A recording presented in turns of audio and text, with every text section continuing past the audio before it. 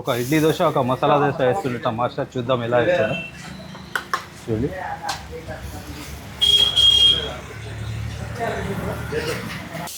Oil sir ఇది. Oil వేయడం జరుగుతుంది. ఆయిల్ వేయడం జరిగింది. పౌడర్ వేయడం. ఏం పౌడర్ అండి? పుట్నాల పౌడర్. పుట్నాల పౌడర్ అంట చూడండి. ఇంకోసారి ఇడ్లీ చూడండి దీంట్లో సాలిడ్ ఇడ్లీ వేయడం జరిగింది. నెక్స్ట్ ఆనియన్స్ చూడండి. చట్నీ వేయడం చూడండి చట్నీ కూడా వేయడం జరుగుతుంది ఇడ్లీతో పాటు.